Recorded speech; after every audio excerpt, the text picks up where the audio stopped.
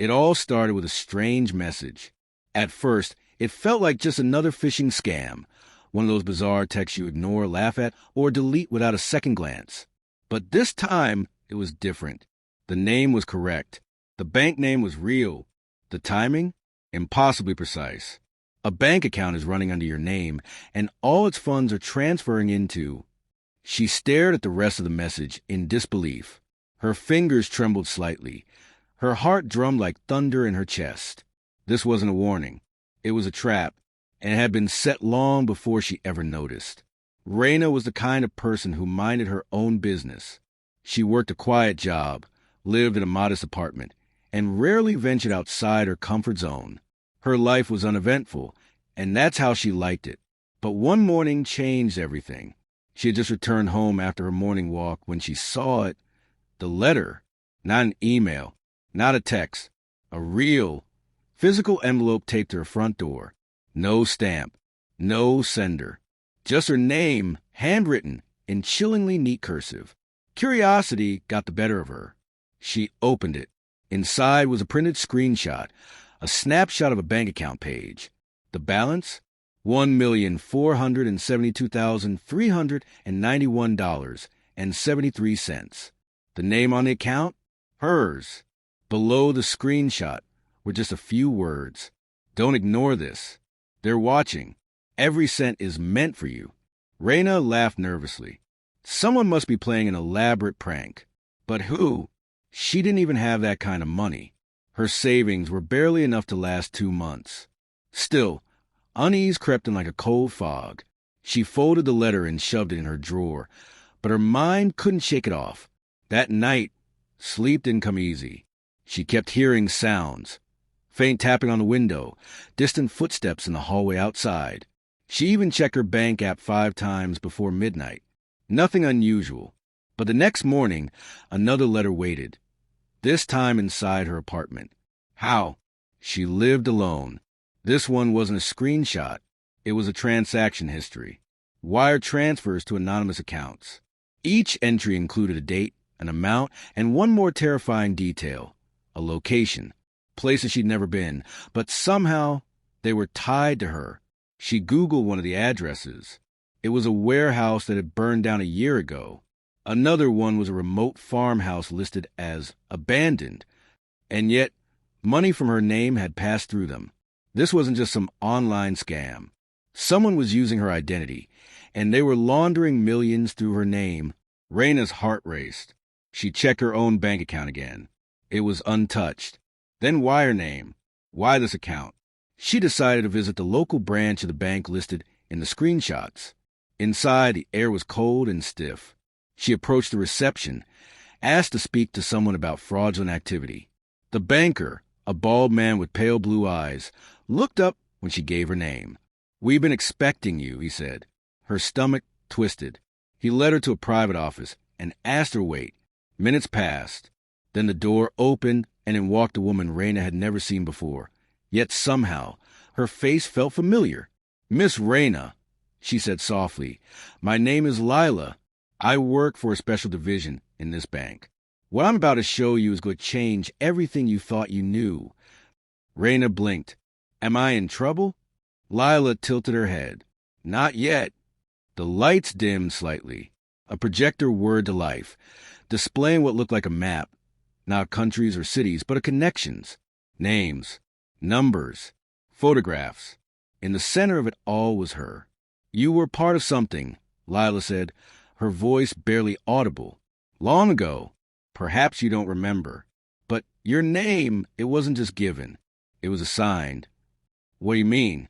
Raina whispered. "Your parents didn't choose your name. They were told to name you that. Your birth certificate, your ID, your medical history, all planted. You're what we call a ghost node. A clean identity created by the system, meant to channel funds without triggering flags." Raina felt her blood go cold. "You're saying I was never real?" Lila shook her head. "You're very real. But your existence was orchestrated for a purpose. That account, the one with the funds, it's not a glitch. It's part of a larger transfer program. And now it's activating." "Activating?" Lila paused. You've reached the age. 27. That's when the cycle begins.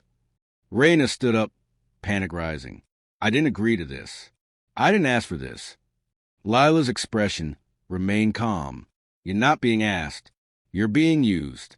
Unless what? Unless you fight back. The room fell silent. Raina's mind raced. Her quiet life, her loneliness, her inexplicable luck in surviving things she couldn't explain. The fire at her school, the car crash at 18, the stranger who tried to stab her only to suddenly collapse. It all made sense now. She had been watched, protected, tracked, and now they wanted her to be the final piece in their game. Lila handed her a small metal device. It looked like a USB drive. Plug this into any terminal that connects to that account. You'll see the truth. But be careful. Once you open it, they'll know. Who are they? Raina asked. Lila just said one word. The architects. That night, Raina sat in front of her laptop, the device trembling in her hand. She didn't want to be part of this. She never asked for any of it. But ignoring it wouldn't make it go away. It would only let them win. She inserted the drive. Her screen went black, then glowed blood red. Lines of code appeared, scrolling faster than her eyes could follow. Then it stopped. One message appeared. Funds acquired. Host identified. Initiating phase 2. Below that, a single location blinked. It was her childhood home. Raina stared at the screen. The house had burned down 15 years ago. She hadn't been back since. But if the answers were hidden there, she had no choice. The account wasn't just about money. It was about power, a hidden inheritance, a secret war, and her identity, her very existence, was the key. But someone else knew it too. And as she packed her things and stepped into the cold night, she felt it, that haunting sense of being watched. The game had started, and Raina was the prize. There was something unspoken in the air as Raina stood outside the ruins of her childhood home. The road was deserted, blanketed by a thick mist that clung to the trees like desperate hands. The memories, buried beneath years of silence, now stirred like restless ghosts. 15 years ago, this place had gone up in flames, and Raina had been the only one who survived. No one ever explained the cause. No one ever questioned why she emerged without a scratch while the fire reduced the house to ashes. But tonight, as she stepped over the threshold of the charred doorway, she wasn't just searching for memories. She was hunting for the truth, and the account, the one running in her name, was only the beginning. The inside of the house was worse than she remembered. Crumbling walls, collapsed beams, and a lingering scent of something metallic. Not quite blood, not quite rust. Her flashlight flickered as if protesting her decision to enter.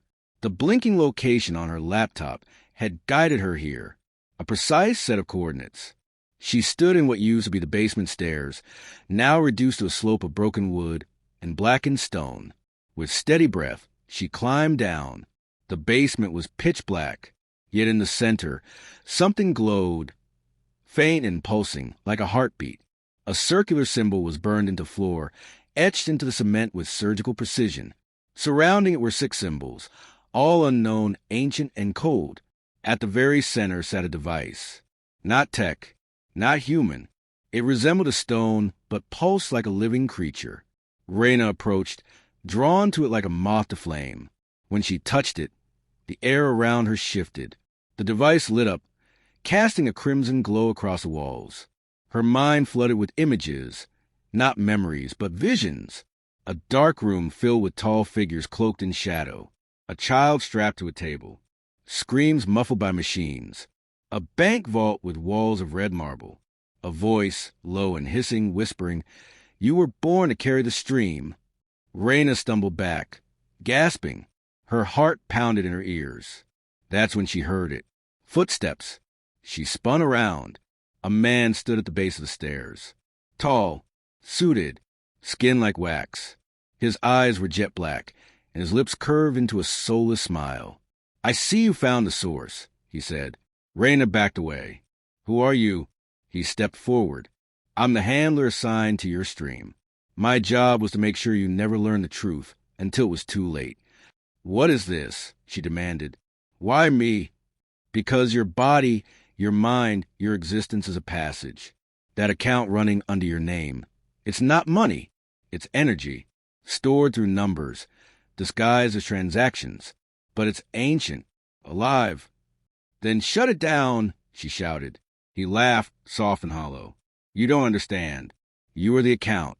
And every time someone deposits, they're feeding you. And now it's full. A low rumble began beneath the floor. The stone in the center began to shake. The symbols glowed brighter. The architects chose you at birth. You're the final vessel. Once the stream overflows, you will become the conduit, a living gate. Raina's legs felt weak. Gate to what? He smiled wider. To them. Suddenly, the floor cracked. A blinding light burst from beneath the circle. The air screamed, and from within the beam of red light, shapes began to move. Long limbs, glowing eyes, shrieking voices. Raina grabbed the stone, the source, and it screamed through her mind. Override initiated. Sequence error. Backdoor access. Raina L7. Would you like to abort the ascension? She didn't think. She shouted, Yes! The stone burned in her hand. The handler lunged forward, but the light exploded in all directions. He shrieked as the beam consumed him, his body disintegrating into ash. The house groaned. The foundations cracked. Raina stumbled toward the stairs, the stone still pulsing in her palm. She could barely see. Her ears rang with distant chants, twisted voices. The moment she emerged into the cold night, the house behind her collapsed into a pit of fireless light, then vanished completely, leaving nothing but silence. She collapsed on the ground, gasping, staring at the stars. It was over, or so she thought. When she awoke, she was back in her apartment. The stone sat quietly on her table. Her phone buzzed. A new message. Transfer complete. Stream reset. Your balance. $0. Her breath caught. Then another message. Error. Energy unclaimed. Seek new host. And then the stone began to pulse again. That's when she realized this wasn't over. It had simply moved on. She wasn't the only one. Days passed. Raina tried to return to normal, but the world no longer felt normal. People she passed in the street had strange glows behind their eyes. Her bank card stopped working. Her phone no longer recognized her fingerprint. Her very identity was unraveling. Then one night, a knock at her door. She opened it to find Lila, pale, tired, but alive. You stopped the ascension, she said. You delayed it, but the stream still flows. The energy must move. It needs vessels. And now they know you're capable of rejecting it. Raina stared. So what now? Lila handed her a small black notebook. Now you train others. Find the next node before they're activated. Teach them to stop it. We can't destroy the stream, but we can guide it, reroute it, control it. Raina opened the notebook. Page after page filled with names, coordinates, faces. The very last name was crossed out. Hers. She looked back at Lila, something fierce rising in her chest. For the first time, she didn't feel like prey. She felt like purpose. I'll do it, she said. That was 6 months ago. Now, Raina works in shadows, a ghost helping others like her. People who don't know they were born as keys to something ancient, monstrous, and hidden. The account under her name no longer exists, but the stream still flows, always seeking new hosts, always finding cracks in the system. Every time a deposit is made, someone's fate changes. And somewhere out there, another person will soon hear the message. A bank account is running under your name, and all its funds are transferring into. But this time, Raina will be watching. And this time, the darkness won't win.